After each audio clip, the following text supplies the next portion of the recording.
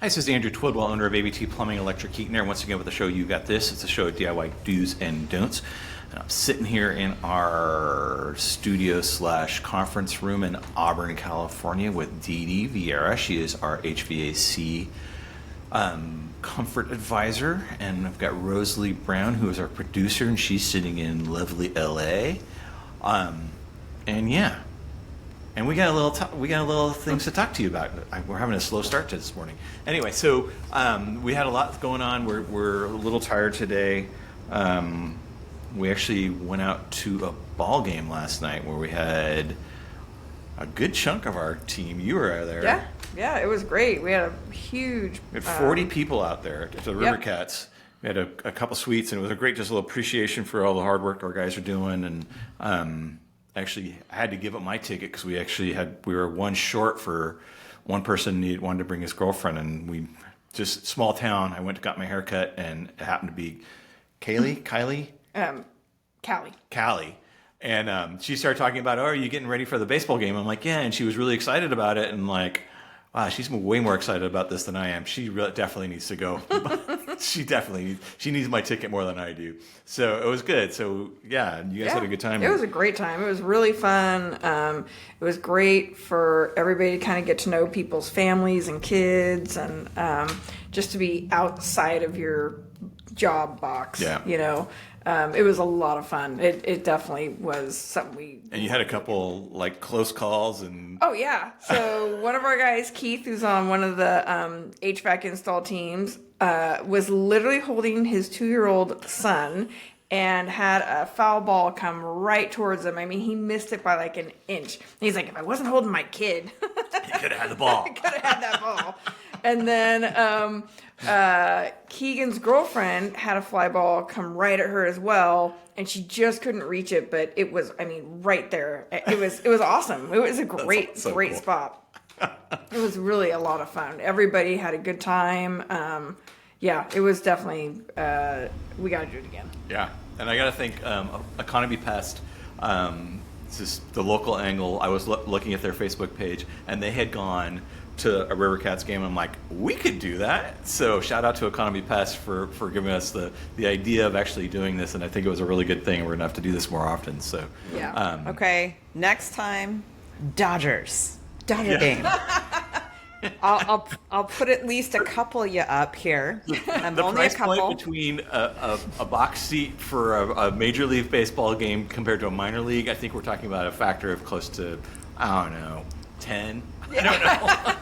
Probably. So what you're saying is we have to have a really good year, and then it's a maybe. And then there's going to be a lottery, right, for the tickets, because we can't bring everybody in their family. Or, Rosalie, you come up here for a River Cats game. Yeah. I could do it, I guess. Yeah. You I mean, I told you. us. Yeah, I told you I went to the Dodgers game, and the biggest disappointment was actually the Dodger dog. I was like, I heard about these things for years, right? Yeah. And the $18 beer was fine. Like that tasted like $4 beer, but that was okay. But then the Dodger dog, I was like, what? Like this crinkled up. It was like Freddy Krueger. Like I was so disappointed. But but it is a lot of fun. You were disappointed because it showed up, and it looked different than you thought it would, or because it didn't show up? What? Well, the Dodger dog, like that's a big thing, right? Like everyone at Dodger Stadium is like, it's a huge thing. Oh, Dodger dog is a big thing. So it's a hot dog, right? And growing up in the Bay Area, we used to go to not like a mascot. Okay. No, we used to go to like Casper's and Nations, and so you get these amazing hot dogs, right? Yeah. And so everyone, you go to Dodger Stadium, you pay ridiculous amount for a beer. It's actually the stadium I think with the most expensive beer, they said in the MLB. And then you get a Dodger dog, and so cool. Got saved up for a year. $40 later. Saved up for a year to be able to buy the beer, and then. And they hand me a Dodger dog, and I was like, "Wait, what? Like, for real?" And it was a little bit disappointing. Yeah. I will say the food at the game last night was really good. I mean, their hot dogs were good, like real beef hot dogs, and it was good. That's good. That's awesome. So another reason. So if you're interested in coming to work for us, we do fun things. So The boss is amazing. The boss is amazing. I actually even gave up my ticket for one of my fellow coworkers. So yeah. You don't get that everywhere. What you know what else is amazing at ABT right now? Are we running any specials? We've got some ridiculously great specials going on right now. Thanks for that great segue, Rosalie. So right now we are offering a $49 water flush and tune-up inspection. So we'll actually make water sure heater. Water heater. Did I say water heater? No. All right, I meant to say water heater. So that we make sure it's working properly and safely and thoroughly flush it, which you're supposed to do every year anyway, per manufacturer's recommendation. And we can actually show you how to do it. So if you want to do it yourself later on, you can do it. And then we also have a $49 electrical inspection where we come and inspect your electrical system. So make sure that's functioning properly. And it is one of those things that should be done at least every 20 years. And every time you've done any kind of remodeling or anything, you want to have somebody come out and take a look at things. But electrical wears out. Switches and outlets, they actually wear out. And wiring wears out. So it's definitely something you want to have us come out and take a look at. And we always have the $49 HVAC tune-up where we come out and thoroughly inspect your HVAC system and make sure it's functioning correctly. And we're actually moving into the shoulder season right now. So, we're in September now. So October is like, we're knocking on fall's door right now. So if you haven't had your heating system inspected and make sure it's working properly, you should definitely think about that. It's one of those things that, there's a few DIY things you can do, like changing the filter and stuff, but to check and make sure that the heat exchanger has some integrity, that's not really a DIY thing. That's really something where you need a professional that looks at them, multiple times a day with different systems. And again, what is that? That is the thing that literally contains the fire that's making the heat. We want to keep that air separate from the indoor air because you don't want to have an open flame inside your house, right? You don't want to be running, well, you do have your stove, but in any event, you don't run a generator inside your house. You don't have your fireplace venting into your house. That's essentially what it is when you have a cracked heat exchanger. When that thing gets breached, we have carbon monoxide, carbon dioxide, and trace elements going into your house, which is dangerous, right?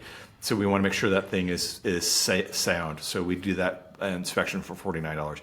And we've also started our drain cleaning division. We talked about this a little bit last time. We had Dan on our show last week, actually for the last 2 shows.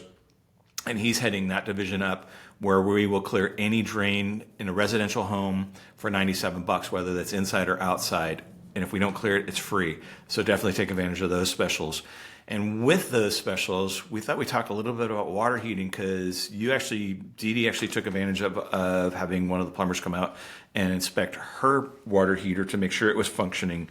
And tell us a little bit about your experience with that. Yeah, so one of the things I had no idea about, which you would think being in the HVAC side, I should have had a little clue about this, but there's actually a burner system for my gas water heater system that needs to be maintained and cleaned, and I had no idea. So I had it done, and I'm hoping to, eke my water heater on for a few more years, and that's what's going to help to do that. So definitely take advantage of the water heater special, the flush right now, because I'm going to say it's probably good odds that that system needs to be cleaned, and it will save you headache down the road.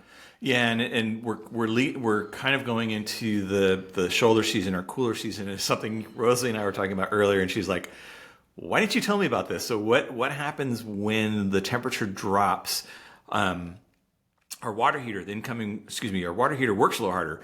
One of the things that happens is the water that comes into the water heater is colder. So right now the water going into our water heater is probably like 60 and can be like 65 degrees because it's so warm out, right? It'll be 90 degrees. Today, we're recording this a little early, so it might be 80 degrees by the time this airs, but it's still warm. So the incoming water temperature's, kind of high. So when we start getting into fall and winter, the incoming water temperature gets down to like in the 40s. So we're talking about, 20 to 30 degree difference. And that puts a big strain on your water heater because now all of a sudden you have more thermal expansion and contraction. And ironically, we see water heaters fail more often during October, November, December than we do any other time of the year. So that last quarter of the year is where we really see a lot of them fail. They may be hanging on by a thread, right? And all of a sudden, just that little extra bit of thermal expansion and contraction will actually breach one of the welds and starts leaking on you. And then that's something we get asked all the time, is like, how long does a water heater last? What can we expect? Most gas water heaters, and I preface it with gas because gas tend to not last as long as electric. Gas water heaters last 8 to 10 years. They can last 12, and I have seen some really old ones like 30, 40, 50 years old, but those are a complete anomaly because I've also seen cars that have 500,000 to 1 million miles on it, but that doesn't necessarily happen every day. So typically a water heater will last 8 to 10 years in a normal basis. So it's not that long. And some people, like I know, gosh, I've gone through 5 different homes, and I think I've replaced 2 water heaters because a lot of times you just happen to be moving when that water heater just before it goes out, and then next thing you know, you're in the house and it just goes out because it's old, right? So you may have gone through life without ever having to replace one, but typically about 8 to 10 years is the life expectancy of a gas water heater. Electric one, we typically see about 10 to 15 on the outside, and the reason for that is the way they heat. An electrical water heater has these 2 toaster elements, essentially resistance coils, that are immersed inside the water column inside the water heater itself. So and a gas water heater has this fire that's underneath, kind of like a pot on a stove. So you have all this thermal expansion contraction that's happening in a really small footprint compared to a water heater that has these 2 elements that are immersed inside the water column. So they don't have as much thermal expansion and contraction as a gas water heater, because a gas water heater is actually heating from the outside in. So it heats up the metal tank higher than the water temperature, whereas the electric is just transmits the heat right from the thermal element. So we see a gas water heaters go out a lot faster than we do electric water heaters. A couple of things that we look for, and this is something that you can look for too, is we want to make sure in a gas water heater that the byproducts of combustion, so that's the carbon monoxide, carbon dioxide, it's the exhaust, we want to make sure that's leaving the house. Same thing that we do on a furnace, because you don't want carbon monoxide in your house. It's deadly, right? It's odorless, colorless, and you just don't see it. And you just really, the only thing you do is you'll start to feel the effects. You won't really notice it. But what we'll do is we'll make sure that the water heater is actually drafting, and a DIY way of doing that is you can kind of go old school. The way I was taught is you take a piece of newspaper or a piece of 8x10 or 8x10 piece of paper, and you get near the water heater and you light it on fire and you blow it out, and it kind of smokes, and you put it up towards the top of the water heater. And on the top of the water heater, we have what's called a draft diverter. You kind of see this cone-shaped thing that has a big 3-inch pipe or 4-inch pipe that goes out to the outside, and there's space in between there, and that allows fresh air in to help with the draft or the draw of the chimney. Then you take that and put that smoking ember next to it, and if it's not pulling that smoke in there after the water heater, well, I should back this up. First off, you got to make sure you've started the water heater, make sure it's actually heating, because you want that chimney nice and hot. And you put that smoke next to it. If it's not drawing that smoke in, there's something wrong with my flue. And I've actually seen it where I've put the smoking ember up against it, and air will be blowing out.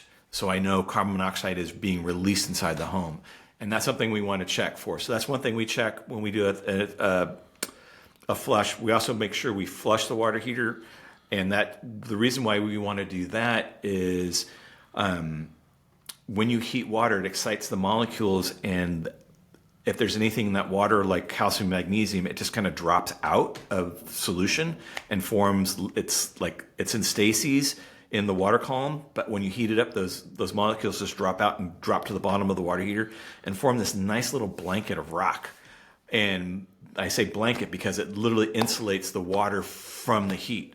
So it makes your water heater dramatically less efficient. I mean, you can literally drop it by 10, 20, 30, 40% efficiency by that blanket. Because we've seen ones where we've pulled out, a 10-year-old water heater that's never been flushed, and the thing weighs about 10 pounds to 20 pounds to even 50 pounds heavier than it should, because there's so much sediment on the bottom of that water heater that barely any heat was making it into that water heater, and that thing was running constantly to try to keep that water hot. So that's why you want to flush it.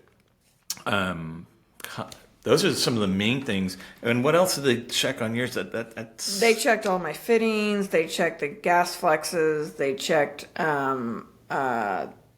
all the connections of the venting. Yeah. So we want to make sure nothing's leaking. The earthquake straps. I mean, they checked everything. Yeah, and earthquake strapping, why do we do that? I'm from the Bay Area. I went through the 89 earthquake, and I actually saw water heaters that went across rooms.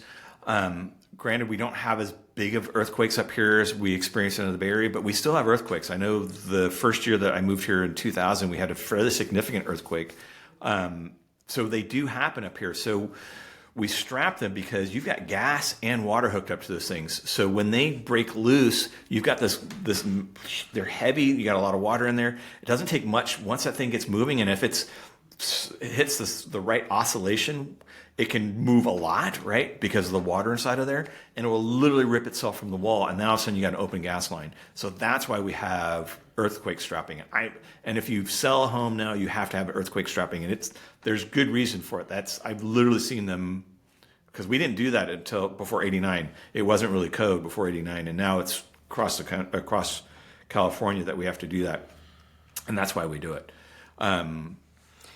Yeah, we had a managers meeting at your house one time, and that earthquake, that was a year and a half ago. Yeah. That thing rocked a long time. Yeah. I mean, we get some significant rockers up here. So fortunately, we're not on a lot of fill up here, so we don't have the liquefaction of soil and all that stuff, but it's still it can be gnarly, right? Yeah. And I would say, when they check the venting at my house, we obviously do an HVAC. We see a lot of water heaters, and it's surprising how many people do not have proper rise off a water heater, which again will cause issues for carbon monoxide. We'll see a lot of them where they'll put a 90-degree elbow right on top of the water heater, and you got to remember the way a flue works, the way the chimney works is through convection. Hot air rises. If I impede that flow, if I slow that flow down, I'm going to get some rollout. And I've got that draft diverter right there that's, if I've got a 90 right on top of it, you're only talking about 6 inches of rise. I'm not going to get a lot of draft pulling the air through there until I heat up the entire chimney. So there's going to be a certain amount of leakage of the byproducts out. We like to see a minimum of 12 inches of rise on top of the water heater. And I learned that from a PG&E course that I took 35, 40 years ago. I mean, I'm going way back. But they taught me that, they want to see at least 12 inches of rise on top of that water heater. And they also like to see, ironically, this is something that's going to be kind of weird to some people. They want to see the proper size. Like some people think, well, bigger is better, right? It's just moving air, right? So I'll put a 6-inch flue on this thing and it'll work better. Well, no, because again, it's works by convection. That heat rises. So I have to heat the air inside that column. And I've seen in the Bay Area particularly, where we'll tie a water heater into a chimney or tie a water heater into a big old tile chimney, and I got no draft on it whatsoever because I can't heat up that huge column of air that's inside that chimney, and so it just rolls right out of that flue chamber. So you want to have the proper size as well. So if it's a 50,000 BT water heater, I want to see a 3-inch flue on it. It's 40,000. I think it's up to 60 to 80 somewhere where we start seeing a 4-inch flue. Ideally, I want to see an insulated pipe coming off of that too. I want to see a metal bestis, a 2-layer pipe as close to the water heater as possible, because that's going to insulate that air and keep that air hot. So I have a nice draft, because that convection, right? So it's people kind of forget how important that flue is, and that's something we want to check. We're going to inspect to make sure it's working, because I don't want those byproducts of combustion inside my house. I've experienced it. We bought a house and we had a cottage, and I was working on it, and I put in it was wintertime, and we had a console heater, just a wall heater, and I turned it on, and I hadn't checked it. We didn't have an inspector. I kind of inspected the house myself, but I didn't really do anything about the cottage because we weren't really using it. I got kind of lightheaded. Ooh. And I got my carbon monoxide detector out, and it was off the chart. I mean, I was really fortunate I didn't pass out inside the cottage, but I did replace the thing right away, and I stopped using it. But so some of the things you want to look at for carbon monoxide are dizziness, and then something that's kind of weird is flu-like symptoms. So we've got a lot of clients. We've actually had clients that had experienced these symptoms where they just thought it was a cold or allergies or something, because it's like they just feel a little off every once in a while. Headaches inside their house. And then it's one of those things too where you may be experiencing this, and then you go to the doctor and the doctor can't find any problems with you because of the fact that you've left the environment that you were in, and you've pretty much flushed out all the carbon monoxide by the time you get to the doctor. So they don't even know. And not all doctors know about this. Not all doctors are asking that question. Have you had your carbon monoxide detector checked, or have your furnace checked, or your water heater checked? And then I know, speaking of carbon monoxide detectors, even with a carbon monoxide detector, you can still get a mild poisoning from carbon monoxide, because those things are set up to test, it's kind of like the last bit. It's kind of like, it's high. It's already deadly levels when it goes. Yeah, I mean, it's making sure that you don't die in there, but you can have some minor effects from carbon monoxide, and depending on how old you are, it might experience it differently than other people, than younger folks. Yeah, we have a customer who actually has lasting neurological damage because her carbon monoxide detector wasn't going off, but the levels were already high, and then they would back off because she would turn her system off, and they would dissipate and then come back on. And so she did that for a couple of years, and she was actually getting tested for like Parkinson's and stuff. Yeah. And it turned out her heat exchanger was cracked. Yeah. So, I mean, and it happens a lot on the heating side, but we see it on water heaters too. Like, I know I had a friend that had a water heater that needed to be replaced, but unfortunately he didn't have the funds, but we managed to figure something out. Because it's carbon monoxide is no joke. Yeah. And it is one of those silent killers that, and I think it's really underreported because, people just die, and then you die in old age, right? And I know we had one customer that literally died, and we're pretty sure she died from carbon monoxide. And we told we told her about it, and we told the family about it, but they didn't have the funds, or they didn't really take us seriously. For whatever reason, they never took care of it, and she passed away like another week or two afterwards. But, she was old, so was it old age or was it carbon monoxide? I kind of, but carbon monoxide's not helping you. Yeah. So anyway, I know I don't want to beat this horse to death, but it's one of those things you definitely want to have checked out. And we have devices, our HVAC guys actually have carbon monoxide detectors that they carry on their belt that test down to a much smaller level than a carbon monoxide detector that's sitting on the wall. And we have the devices to check these things. And if for water heaters, simple, making sure that byproducts of combustions are going up the chimney, that's all we're really doing. So with that, so we can do a $49 water heater flush inspection. Give us a call. HVAC inspection, give us a call, $49. Electrical inspection, $49. Drain cleaning, $97, or it's free.